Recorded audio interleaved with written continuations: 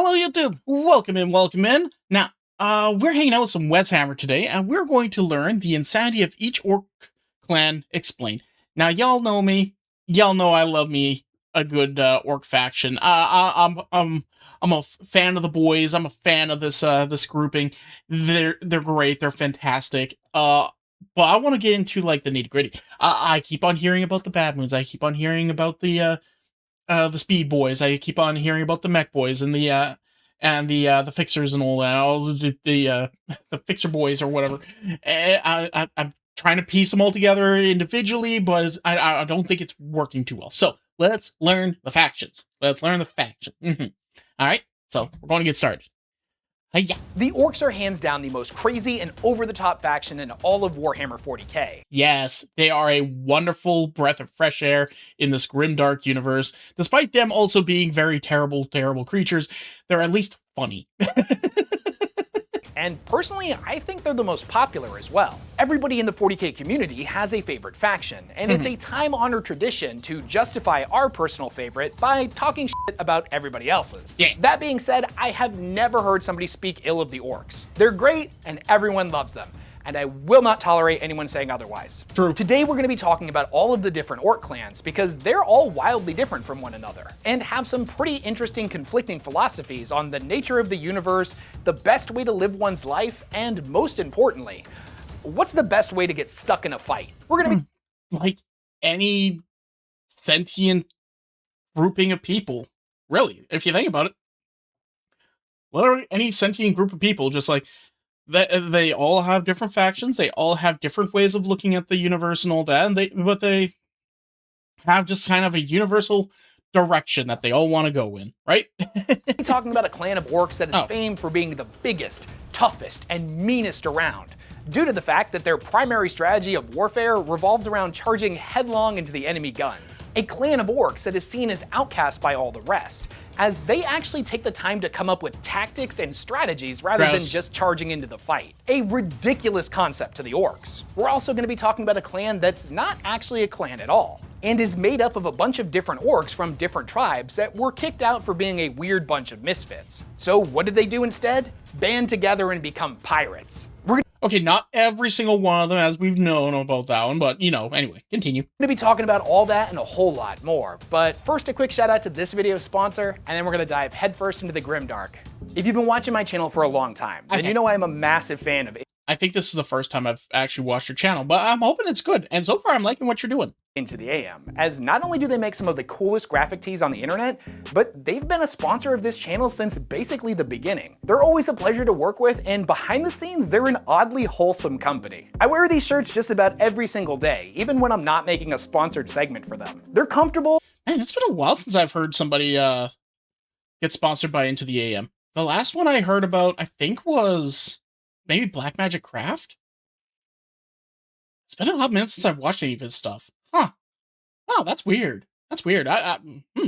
Weird. Shrink resistant, have some of the best designs I've ever seen, and as is most important in these trying times, super reasonably priced. As you can get a bundle of 3 of their graphic tees for only $60, or 3 of their basic tees for only $49.95. Okay, that's not bad. On top of that, if you use the code Weshammer at checkout, or the link in the description of this video, you can save an additional 10% off your entire order. Sorry, I'm a very, like, form over function, function over form sort of thing. So I just kind of go to Walmart and I just kind of pick up one of their value shirts for like $5-10 and call it a day.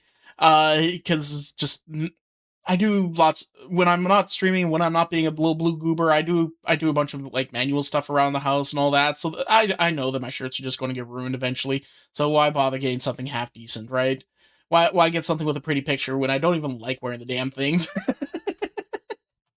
And that code is good for the entire website. Whether you're buying a bundle, getting something out of the discount section, or picking up one of their fantastic new designs. If I'm being honest with you, at this point I think I own like 20 or 30 of their shirts, and every single time I think I have enough, they come out with a killer new design and I have to have it.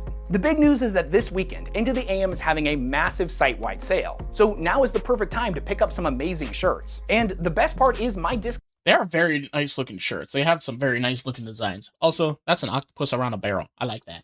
Count code stacks with any of the savings you'll find during that sale. The sale runs from right now through the weekend, so go to intotheam.com and pick out something awesome. You can thank me later. Big thanks to Into the AM for sponsoring this video. Out of all the factions in the 42nd millennium, none quite capture 40k's brutality quite like the orks. They are savage, aggressive, and admittedly, kind of hilarious. There are a lot of different types of orks, as there are 6 different clans that each have their own different philosophies and way of conducting war. Let's see, there's the ones that don't like, that actually just use like natural stuff. There's the bad moons, the yellow boys, there's the speed freaks, the red boys, there's the black armored ones, the big boys, there's the the blue ones, the looty boys, and then there's, I'm assuming he's talking about the I'm assuming the 6th one he's talking about might be the group that, you know, are like the Buccaneers and the exiled ones. Are that? Is that it? Am I right or right out the gate? Each of the clans has their own particular thing, see? The Evil Sunz is fast, loves their trucks. The Deathskulls is a bunch of filchers. Bad Moons is snobby and flash. And the Blood Axes is a pack of filthy Umi lovers. And the Snake Bites is just weird. Us Goffs is... The Blood Axes like, the Blood Axes like the Humies? Interesting. The biggest, and the greenest, and the meanest, of course. That's what makes us the best bosses. The orks are a race that doesn't waste time thinking about the nonsensical traditions of other species, like military organization, caste-based systems, or even an individual's role within society. To the orks, this is all done at an instinctive level. Each and every one of the boys knows exactly who and what they are, and knows where to find other boys that think just like they do. God, that's gotta be just nice to be able to do. That's leaving that sort of shit straight up to instinct. Humans would love that.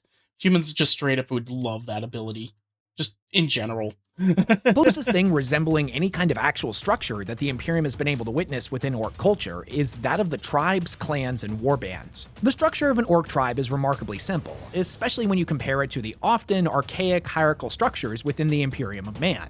And you can think of it like this: a tribe is ruled over by a warlord, and the tribe itself is made up of a bunch of different war bands that are each ruled over by a war boss.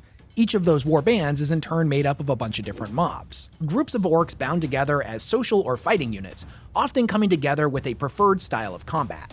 Tribes include every boy, squig, runt, ork war engine, or odd boy making a claim to any location that they happen to wander into, as well as any shiny gubbins they happen to come across. The culture of which varies from tribe to tribe. Some ork tribes are built out like a sprawling scrap fortress, giant clusters of junk strewn together vaguely in the shape of an encampment. They are like a vast junkyard, a shantytown that can have all types of different ork. Also, looking at this entire thing here just makes me think of Orgrimmar from World of Warcraft, and that reminded me that apparently Warhammer was either Warhammer or Warcraft. I can't remember which one came first, but one of them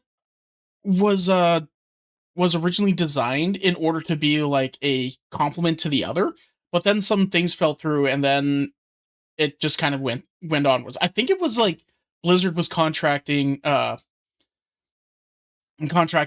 creation of like a board game title, and then something just kind of fell through, and they had pretty much everything already built, so they just kind of just, you know, kept going.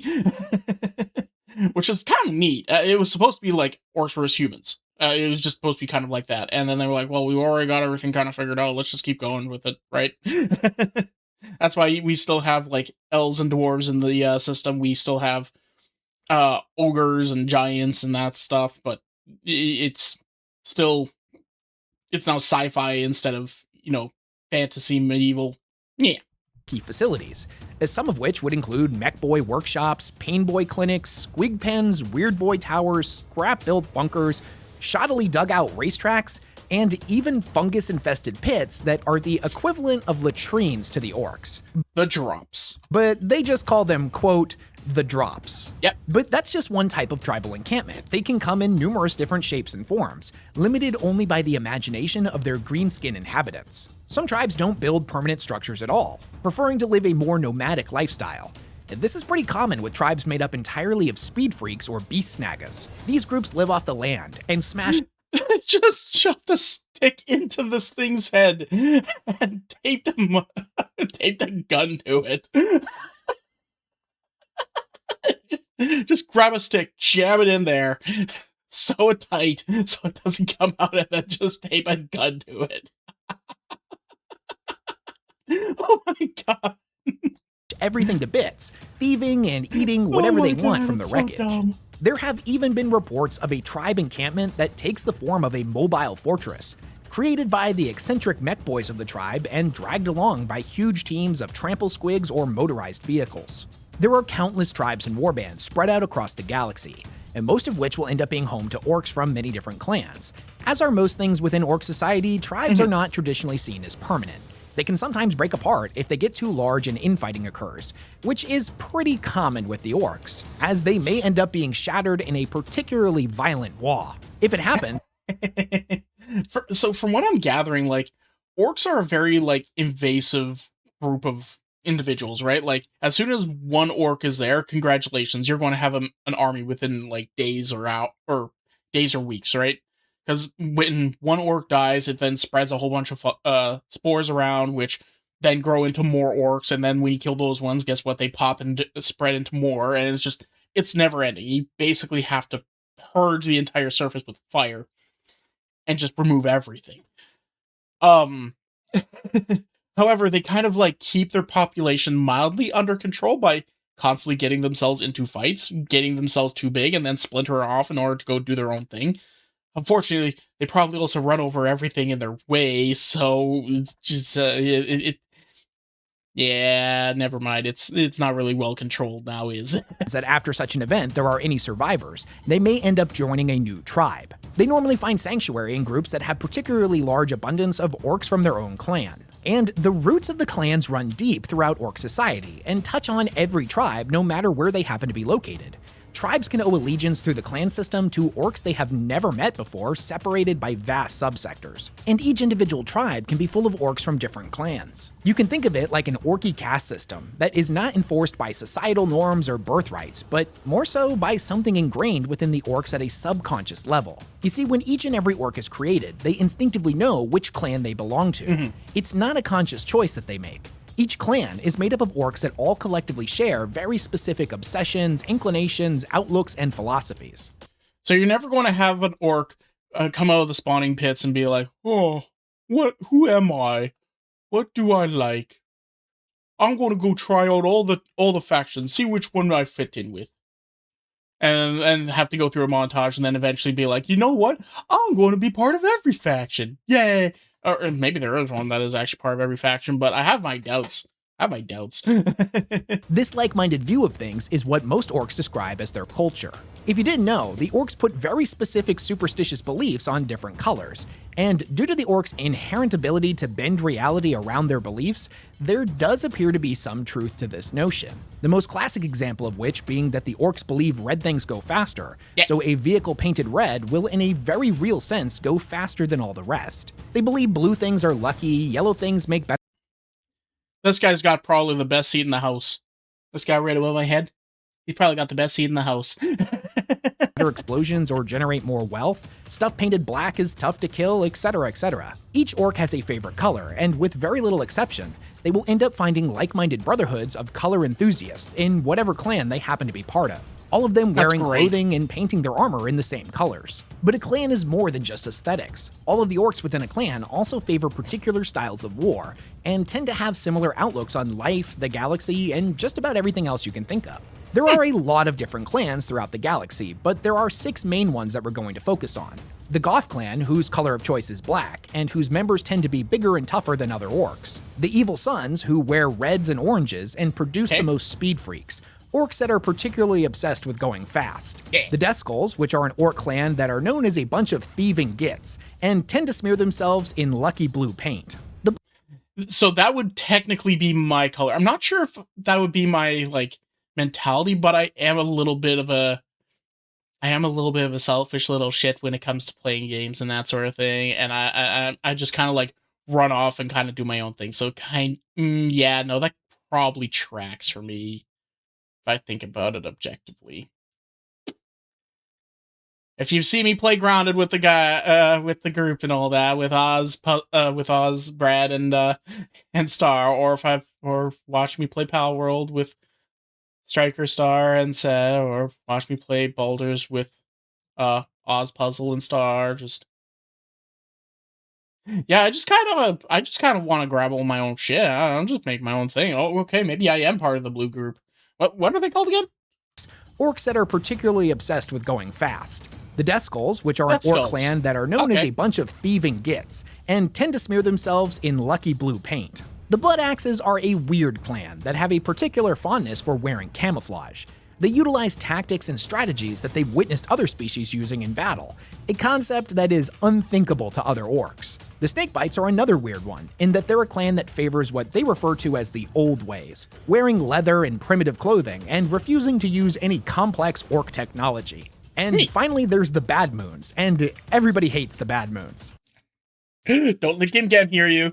Well, except for the Bad Moons, of course. Yellow is their preferred color, and they're known as a bunch of rich gits. So let's talk a little bit more about each one of these clans in detail, and figure out what makes all of them unique. And we'll start off with the Goffs. The orcs of the Goff clan are known for being the biggest, meanest, and toughest orcs around. They prefer to fight on foot, typically in huge, ground-pounding mobs that are somewhere between a military formation and an all-out riot. They resemble something like a rolling tidal wave of black and green that obliterates everything in its path. When fighting alongside other clans, the Goffs have a tendency to bully their way to the front, eager to get stuck in the fight. They display traits of overt belligerence in the face of imminent peril, a characteristic that they take as a point of pride. No self-respecting Goff who is right in his head would ever shout things like "take cover" or "maybe we should think about this." No. Oh, maybe we should think about this a little bit. No, take cover!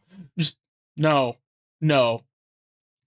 The word you're looking for is "get out of my way." The Goff's way of fighting is to charge in swinging around a big choppa, screaming war cries at the top of their lungs. Now, just because they prefer fighting on foot doesn't mean that the Goffs are against hopping in a truck or a battle wagon from time to time.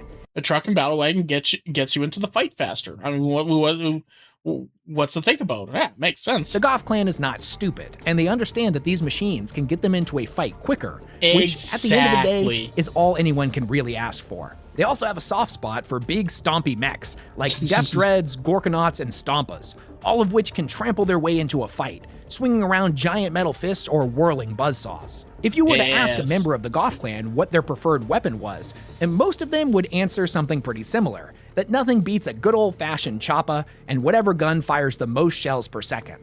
But makes sense. That works. Whatever gun fires the most shells per second, and you don't have to really think with. You just point and pull. If push were to come to shove, a member of the Goff clan wouldn't scoff at the opportunity to wield something bigger and more killy. Likewise, power claws have become a widely respected melee weapon of choice within the clan. The thing about the Goffs is they have a deep dislike of anything they consider to be, quote, mucking about. Now, for the orcs, this takes the form of anything that wastes time that could be better spent fighting. They don't like using flashy, unpredictable technologies or coming up with strategies and tactics. They consider themselves to be the orkiest of orcs and will happily take any excuse they can get to prove that we are the orkiest of orcs. claim with their fists, tusks, and choppas. Because of their way of life, the Goffs do have the highest rate of attrition amongst the clans. Now, this isn't something they are particularly bothered by, as the younger orcs that couldn't make it through the Goffs' brutal headbutting contests or pit fights wouldn't have survived in a headlong charge into enemy guns anyways. This weeding out of the weak has led the surviving Goff clan members to be warriors that have seen constant, nearly non-stop battle. And with the orcs, the more they fight and the more battles they win, the larger they grow. Because of this, the Goffs have an overabundance of knobs and produce some of the best war bosses in the entire galaxy. If the Goffs prefer to fight on foot, then the Evil Sunz are almost the exact opposite of them, in that all of their members have an undeniable urge to travel as fast as they can. They are completely obsessed with raw we must go yum. speed, and their philosophy on life comes down to acquiring ever faster and shootier vehicles. They race across the battlefield, howling like lunatics, moving unpredictably, whooping and roaring as they hurtle around their foes' flanks. Bro's going so fast that his lips are being pulled back. Oh my god. Or tear through their battle lines and out the other side, amidst clouds of fumes and dust. Holy they are crap. particularly fond of a good chase, as it really lets them open up their throttles against foes who would seek to flee from them or even engage in hit-and-run style warfare. Their enemies that do this quickly find themselves in a life-or-death race against a pack of wildly grinning Evil Sunz orks. Oh my Their God. colors of choice That's gotta be horrifying. Just straight up horrifying. Just having a pack of like crazed madmen just chasing you down in extremely fast vehicles. Just going. are bright oranges and reds, which comes as little surprise considering the orcs' inherent belief that red things go faster. Yeah. The orcs of the Evil Sunz that manage to scrape together enough teeth will inevitably blow them on a souped-up dragsta or its equivalent from one of the Mech Boys' workshops. And the Mech Boys have a ton of different vehicles to choose from half-track warbikes, teleporting combat dragstas, speed wagons bristling with guns, overcharged trucks, or other vehicular nightmares pulled out of the deepest corners of the Mech Boys' imagination. Gotta go Each fast. of the orcs of the Evil Sunz Gotta will go end up fast. customizing their rides with bizarre personal improvements, and it's not uncommon for the richest Evil Sunz to drive contraptions powered by jet thrusters, bladed propellers, or squig oil fusion engines. These vehicles boast everything Squig oiled fuel engines. Okay. from crackling energy blasters to nose drills, and each of which, of course, wouldn't be complete without a giant red Go Fasta button that also doubles as a cigar lighter. Because of Because of course it does. their obsession with speed, the Evil Sunz tend to live a nomadic life, rarely staying in one place for long. It's important to know that although the Evil Sunz have the largest concentration of speed freaks within their ranks, not all speed freaks are members of the Evil Sunz. They are actually two completely different things. In fact, the speed freaks belong to an orc subculture that is oftentimes referred to as the Cult of Speed. These are orcs that are addicted to racing into battle as fast as possible, and they do so aboard whatever scrap metal speedster, souped-up dragsta, or warbike they can get their hands on. Speed freaks will often gather together in sizable mobs during the rare lulls between warfare, and engage in breakneck races around, or as is more often the case with the orcs, right through their tribe's encampments. I'll forgive you for thinking that other orcs would be upset by such displays, but the reality is not they at all. view it as peak entertainment, placing huge bets on whatever speed freak they believe will make it over the finish line first, Or which one will probably blow up first. or conversely, who will end up on fire in a ditch. At the end of the day, all orcs like to go fast. Some just like it a lot more than others. Speed freaks can exist in any of the orc clans, just the largest concentration of them happens to be within the Evil Sunz. The currency that the Evil Sunz use to purchase these vehicles are teeth, the orcs' most common form of currency, and it makes sense for them to use these, as there's a steady supply and they grow at a very predictable rate. However, there is a clan known as the Bad Moons that has a natural advantage over other orcs in that their teeth grow at a much faster rate. Because of this, the Bad Moons have become known as the richest orc clan, and these orcs love flaunting their wealth through garishly colored clothing, copious amounts of flashy gold piercings and jewelry, and even more gaudy hats and trinkets. But even more so than clothing, the Bad Moons put their teeth into ever more flashy and lethal custom war gear. They sport the most cutting edge of orc technology and have some of the biggest and killiest guns. Naturally, their clan color is yellow, which the orcs associate with wealth and better explosions. They plaster it on everything they own. Interesting combo. Banana. It's a banana. Whether it's on themselves Okay. or whatever they're riding into war. The Bad Moons have a reputation for being looters, mercilessly ransacking the temples and cultural centers of different species in order to steal everything golden or fancy they can get their claws on. Oftentimes, they will wear these ancient relics of significant importance to a different species as a trinket or trophy, or, as is more common, melt them down to make something more distinguished and elegant, like a hulking gold nose ring or a gold-plated ram for the front of their battle wagon. There are even some reports I like gold. My Vicky was a kid. Just put Goldmember here. Just import Goldmember's personality into an orc. Perfect. Done. Easy.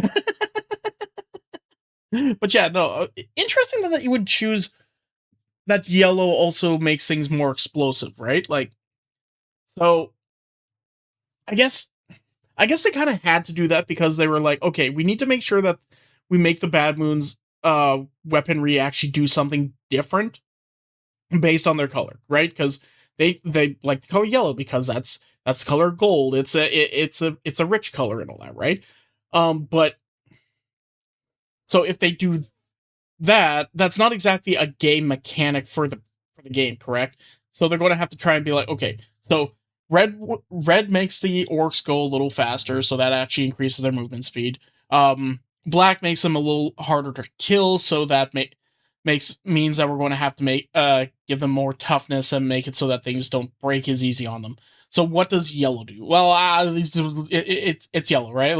It's the color of an explosion. Let's just make it so that things go boom better. So maybe they just have increased blast radius or something along those lines. Of the Bad Moons melting down said artifacts of other races to use as golden bullets for their guns. The only real drawback to their over-the-top way of life is that the average Bad Moon warband can be seen coming from a mile away. One recorded instance stated that the Bad Moon's incoming assault was spotted with the naked eye from low orbit. The Bad Moons don't think this is a problem, however. If the enemy knows where they are, they reason that a good fight will be coming sooner rather than later. Their warbands are famous for their abundance of overwhelming firepower, riding into battle with belligerent confidence, and laying down enough Daka to take the legs out from a charging Imperial Knight. They utilize a vast array of custom shooters, crackling energy weapons, tricked out battle wagons, and squadrons of aircrafts that are so loaded up with frankly ridiculous amounts of Daka that it's honestly a miracle they can get airborne at all. Orcs of other clans tend to look down on the Bad Moons, thinking them weak and show-offish. But the reality is that they're just as tough as the other orcs, they just like to be blisteringly visible whenever they fight. And if the orcs of the other clans were being honest, they might just be jealous of some of that fancy war gear the Bad Moons has access to. Yeah, they're probably just jealous. And interesting enough, they don't just go, well, they probably do go and try and steal from the Bad Moons and all that, but like, the Bad Moons don't just roll over and let that happen. They will be like, hey, you stole my shit. No, I didn't. And then they just punch each other in the face and get their shit back. It's literally gold. It's mine. You're a goth. Most of your shit is black colored. I'm gold colored. This isn't your shit. On the opposite end of the spectrum, we have the Snakebites, who prefer to live a much more primitive life and are as far away from the Bad Moons as you can possibly get. As instead of wearing the flashy, obnoxious clothing of the Bad Moons, they prefer to wear gnarled, weather-worn garbs made from beast-hide leather. The Snakebites are as traditional as orcs come, favoring primitive war gear in comparison to the Bad Moon's flashy Daka. They show nothing but hate for anything they see as needlessly newfangled or fiddly, which, if we're being honest, encompasses the vast majority of things within the galaxy. They are seen as grumpy, stodgy, and uncompromising in their views, and look down on other orcs who utilize tech they don't understand. They're basically the orc boomers, and prefer to live by what they refer to as the old ways. Now that's not orc boomers. Not to say that they don't utilize anything that could be called technology, as they have their share of mech boys and pain boys as well, just like every other clan. These individuals are just vastly outnumbered by runt herds and weird boys. They employ their orky know-whats only grudgingly, and don't consider a machine or weapon proper until they've built up a good helping of rust or oil. The Snakebites prefer a much more direct solution whenever one is available. Why waste time dyeing their beast hide in funny colors when they could leave them leathery and cure them with squig urine? Why would an orc waste time building a hut when they could just weather the world's storms like a proper orc? Why mess around with high-tech chain-bladed choppas when they're just gonna end up getting clogged up with Humy bits anyways? Especially when a solid metal club will bash in skulls all day every day and never run out of fuel. The other orcs view the Snakebites as crude savages, and although they openly mock their way of life, none of them would deny that living in such a manner makes the Snakebites as hard as they come. To prove just how tough they are, the Snakebites have a ritual wherein each one of them will have to endure being bitten by a plethora of deadly venomous snakes that the clan has collected from across the stars. This has led to many worlds that get invaded by the Snakebites to have the unfortunate side effect of having said snakes released onto their planet. Even if the orc Oh no. Orks are ultimately pushed back, this once peaceful world is now full of horrifically poisonous snakes. So I mean, like, it's not even really worth defending anymore at that point. Although the other orcs look at the snake bites as being pretty strange, there's actually another orc clan that is hands down seen as utterly alien to the other orcs. And that's the Blood Axes, the current title holder of strangest and most bizarre of all the orc clans. A title that is well deserved, as they do things the other orcs believe are unthinkable. Grievous sins that spit in the face of orc tradition and trample uncaringly on their admittedly limited philosophical beliefs. They have shown a fascination Wild. How'd this even start up? How'd this happen? With the tactics and strategies employed by other races, and have gone so far as to formulate battle plans and wear crude camouflage of their own. Needless to say, their infatuation with all things tactical has earned the Blood Axes the moniker of a bunch of cunning gits by the other orc clans. And although they do seem to be tactical masterminds amongst other orcs, from our perspective at the end of the day, they're still orcs, so their tactics are often very direct and extremely violent, often centered around strategies that will see them get stuck in a fight in the fastest and most enjoyable way. Oh, these are the Team Fortress 2 gets. In battle, the Blood Axes will deploy commando mobs to sever enemy communication channels and blow up supply depots. They use high-altitude flyovers of Deathskulls to scout and determine where the enemy is in advance of their hordes. For the Blood Axes, there is no greater joy than catching the enemy off guard in a ferocious ambush of armored orcs that pulverize their way through the enemy ranks. These ambushes have been incredibly successful for them, and they mock the stupid gits of the other clans for not being cunning enough to come up with such genius strategies themselves. But unfortunately for the Blood Axes, the orcs of the other clans will most likely never see them as anything more than a bunch of un-orky cowards. Their ways are just too bizarre and alien to them. The most shocking thing that they do— They're too thinky. It takes too much time. It takes too much time and planning and effort. We don't like it. It's dumb and weird. And why would we bother doing that? Just jump in the mech. Get yourself to the front of the battle and tackle a Yumi. From the other clan's perspective is the attacking of the enemy lines when they're at their weakest, instead of charging headlong into the meat grinder of the biggest and best available fight. To the other orc clans, this is just further evidence of their cowardice. But what they failed to realize is that the Blood Axes like a good crumping just as much as any other orc. They just prefer the odds to be in their favor. My absolute favorite thing about the Blood Axes is that unlike— Look. Getting into a good fight is all well and good, but if you blow your load on one fight, you're not going to get a second. So why not just make sure that the fight's in your favor, win that fight, so that you can get into another fight later? Like other clans, they don't actually have a favorite color. They instead like to wear camouflage, as many of the other races who use similar tactics to them seem to put a high value on splotchy patterns. They realize that camouflage makes them sneakier, but they don't really fully grasp why. It's not uncommon to see an army of Blood Axes in a wide array of contrasting color schemes, each one of them wearing camouflage, but the particular colors of which rarely match the actual environment. Their belief in camouflage as the superior paint scheme is so strong that they'll even paint their very not sneaky airplanes and war engines in a similar manner. To them, the busier and more thickly applied the camouflage, the sneakier their vehicles will be. This might seem like a silly tradition to people who have read about it but never witnessed it in person. But I'll tell you what, when you see a 50-foot Stompa covered in rainbow tiger stripes lumbering towards you, it's a sight that you won't soon forget. An interesting thing about rainbow tiger stripes. Oh no. About the Blood Axes is that in the wild frontiers of the Imperium, it's not completely unheard of for them to sell their services as mercenaries.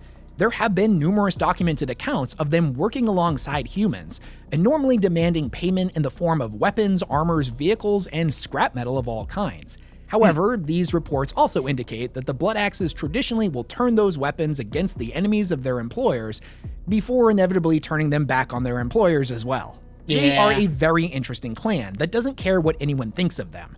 They value results over reputation, and will gladly— Okay, you paid us in order to go and take care of your problem. Cool. Okay, now we're back to get the rest of the money, but we paid you the full price. Yes, we want the rest of your money. So we're going to beat you up now. But why? Let the other clans take the brunt of the hit in battle, where they use tactics and strategies to always come out on top. From the Imperium's perspective, the orcs are the most dangerous enemy to fight against, as they are completely unpredictable. Has anybody seen my screwdriver? It's in your ear, you bloody git. Oh, thank you. Blood axes take this to an entirely different level, because if somebody was just to say out loud that the orcs are capable of strategizing, that idea in itself is tantamount to heresy. The blood axes are all too happy to prove their enemies wrong. If the blood axes are looked down upon for being sneaky through the use of tactics and ambushes, then the Deathskulls have a similar sneaky reputation, but there's— Alright, let's learn about the faction that apparently I'm probably I'd probably be part of. comes from them being a bunch of shifty, thieving gits. Google defines property as a thing or things belonging to someone, and I think we can all agree that possessing a thing that you bought or created makes it your property. Well, the orcs of the Deathskulls feel that possession is merely 9/10 of the law, while the last 10th is violently asserting the other 9. They are a sneaky, amoral bunch of orcs who will gleefully steal another orc's favorite shooter from right under his nose, before swiftly painting it blue and throwing a couple of customizations onto it, before turning around and selling it right back to them as a— This is mine. Hey, my gun. Hey, what you do? I found you this gun. Oh. Well, that's a bloody lovely gun. Thank you very much. How much? How much do you for it? 33. I'll take it. Let me just. brand new piece of gear. It says a lot about just how smart orcs are that the Deathskulls get away with these scams pretty smoothly, and they've proven to be quite lucrative for them. There have been other instances where an orc will call them out for thieving, and they'll discover too late in the ensuing fight that someone also nicked all of the pins on the stick bombs on their belt. They are a superstitious lot that puts a lot of stock in the color blue as being the luckiest color. Thus, them and all of their equipment sports a thick, heavy coat of it, allowing them to pull off heists that none of the other clans would be capable of. Don't get it twisted. At the end of the day, the Deathskulls are still orcs. They like a proper fight just as much as the other clans. They just see battle primarily as an opportunity for some good old-fashioned looting. Before the fight gets underway, it's not uncommon for the Deathskulls to be— Oh my god, I really am a fucking Deathskull, aren't I? If you've seen me playing video games just ever, I get into fights not because I want to actually fight, but because it's just like I want to get all the things. I want progress. I want the items. I want to loot. And I'm going to beat the shit out of anything that's getting in my way. Or I'm going to get the shit beaten out of me, and I'm just laughing the whole damn time. Oh my god, I am a Deathskull. Sizing up enemy tanks, weapons, planes, and war engines as something that they would like to nab when the fighting is done. Or to be honest, in a lot of instances, a horde of Deathskulls will whip out wrenches in the middle of a fight and start prying bars mid-battle, ripping enemy tanks or fortifications apart for useful scrap. This is especially distressing to whatever enemy crew or garrison troops may still happen to be inside— or Necron in a sleeping pod. Oh god. that fortification or vehicle at the time. So their enemies don't like them, and the other orcs hate them. But that doesn't mean the Deathskulls don't have some pretty important friends, as the mech boys absolutely love these guys, as they provide a constant stream of loot and components for their crazy inventions. When the fighting is done, the Deathskulls will often latch long, rusty chains to any burned out wrecks and drag them to the nearest mech workshop. The mechs in turn will provide them with better custom gear, new vehicles, and upgrade all of their existing Daka with wildly inventive new customized bits. Because of their thieving ways and alliance with the mech boys, the Deathskulls are famous for having the most weird orc technology within their warbands. Whether those take the form of bubble chukkas, teleporter technology, customized energy fields, or just about any other crazy invention the mech boys can come up with. So now that we know about all of the major orc clans, let's talk about my personal favorite, which exists as a bit of an oddity because it's not actually recognized as a clan at all. In fact, if we wanted to get technical with it, it's a clan for the clanless. You see, not all orcs end up fitting into their tribe's unique culture, and they might be too mean and spiteful, have funny ideas about loot, or they may not be able to grasp the concept that those that are bigger, tougher, and meaner than them are naturally their betters. One of the fundamental orky laws of the universe. Such individuals may find themselves as outcasts and thrown out of their tribe. Now, if they manage to survive, they may just become what is known as a freebooter instead. The Freebooters are the sneakiest, nastiest, and most self-interested orcs in the galaxy. They are a host of adventurers, rogues, and mercenaries who rebel even against the strictures of orc society. Any orc can become a freebooter. It doesn't matter if they're a mech, pain boy, knob, weird boy, whatever. The only requirement is that they don't fit into where they were born. And as far as I know, not every single exiled orc ends up becoming a freebooter. There are factions of them that aren't freebooters, but this is like probably the vast majority. And if you have a chance to, you know, shed conformities of your peers and all that, and join another group, wouldn't you rather just join a group of pirates? I mean, look at that hat. Look at that glorious ass hat. Who wouldn't want to be part of this? Find a new family amongst a bunch of other orky misfits instead. It might not have been their decision to leave. They may have committed to a string of misdeeds that finally got to be too much for their warlord to tolerate. Whether they take the form of a bad mech who built a contraption that blew up half his tribe, a speed freak that applied one too many unstable custom jobs to an excessive number of the tribe's wagons, or a pain boy who had a particular fascination with stitching on extra limbs to his patients. Because they are made up of a mismatch of different orcs, each freebooter crew is wholly unique, and there's no telling what they're going to end up fielding in battle. The idea of the freebooters is built upon the rejection of orc culture, but even then, some traditions are too deeply ingrained even the rejection of orc culture, yet they are still performing orc culture to some extent. for them. They still mob up with other like-minded orcs, it's just that they're like-minded misfits and outcasts, and it's said that their warbands accumulate like void barnacles on a kill cruise's hull. They are a band of motley mercenary pirates that roam the galaxy's space lanes at random, preying on everything from cargo ships and warcrafts to isolated colonies and naval space stations. Although, realistically, the freebooters will raid and loot anything that they deem quote-unquote worth a go. The freebooters are perhaps the only orcs that don't fight simply for the joy of fighting. They are pirates and expect financial compensation for their efforts. Each and every one of them is driven by the innate desire to claw together as much loot as possible, and whether that loot come in the form of teeth, scrap, weapons, or anything they happen to fancy, like gaudy clothes and trinkets, or in one famous instance, an Inquisitor's fancy hat. I like your hat, by the way. Their war bosses often title themselves as captains or admirals, or other such terms that they admittedly don't fully understand. They just recognize that it has something to do with sailing and it sounds fancy. These war bosses rule by two simple principles. Captain Admiral Grugnut, sir.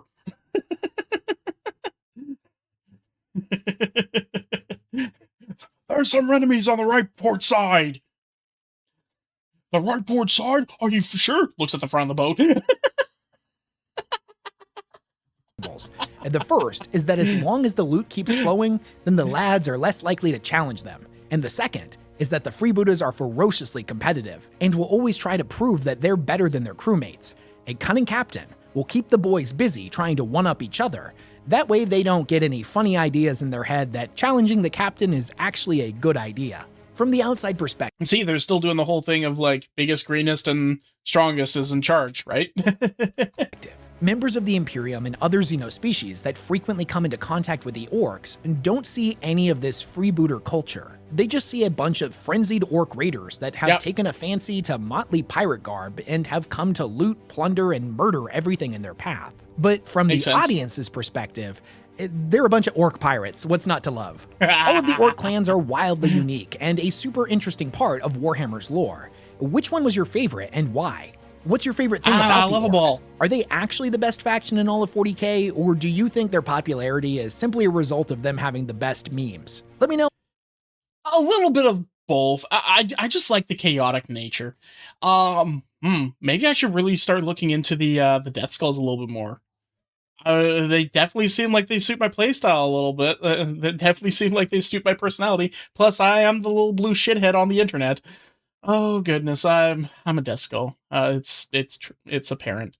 Anyway, thank you guys so much for watching. I think that's the end of the video. Oh, we got like 15 seconds left. All of your thoughts down in the comment section because I genuinely love hearing what you all think. Also, let me know what other topics you'd love to hear me cover. And if you made it all the way to the end of the video and you're not subscribed yet, come on, what are you doing? Join the Weshammer Freebooter crew. I got a whole ton of super unique videos in the works, and I'd hate for you to miss out on them. There we go. Also, roll the charge the like button while you're at it. It only takes a second, and it helps out the channel quite a bit. Big thanks to everyone who supports the work that I do, and I'll catch y'all in the next one. Yeah. All right, perfect. So yes, thank you guys so much for watching. Have a good one, and we'll see you guys in the next one. Like, share, subscribe. Go check out the original Only Left Fun stuff. Anyway, bye-bye. What? Hey, did you enjoy that? Was it funny? Well, come and check it out live over on twitch.tv/freeform_art. Make sure you put the _art. We have lots of fun there. We enjoy ourselves, and we want to see you over there. So come on and hang out. See you in a bit.